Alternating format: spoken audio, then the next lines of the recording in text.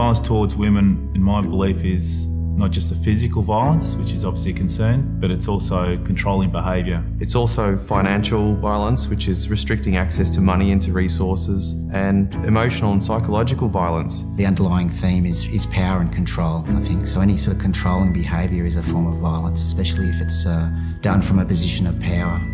I think we can prevent violence in our community by acting. So when you see a situation come up, that's a great opportunity for you to do something and to act, say something to the person. I think it's about knowledge and information. So the more information we can share and spread to the community so that they understand the issues around violence towards women.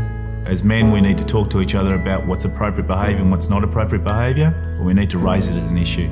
And we need to educating our next generations, especially the young boys. Myself as a father, I've got an opportunity there to change behaviours and attitudes with my children. To discuss this issue is going to be very challenging. When it comes up, chat about it to your mates. Violence against women really affects everybody. It might be your wife, your sister, your mother, or just one of your friends. So even if you're a guy who doesn't perpetrate violence, then you still have a role to play, and that's in stamping it out and making it unacceptable. So we as males have that opportunity to say, enough's enough.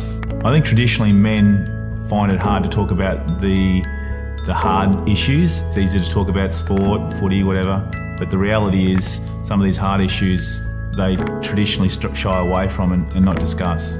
It's tricky for men to talk about it. They didn't invent these techniques of power and control. So it's really important that we need to break that down and speak to other men about these things so that they know that it is okay, if you're going through a problem or a conflict, that you can ask for help. Violence against women originates from men's culture. As a result, men have a responsibility, much greater responsibility than women to tackle this. This isn't a women's issue, this is a men's issue. So a real man needs to stand up and speak to their male friends and say, look, let's talk, let's get that help and let's get things sorted. Because from now on, we don't want any violence towards women.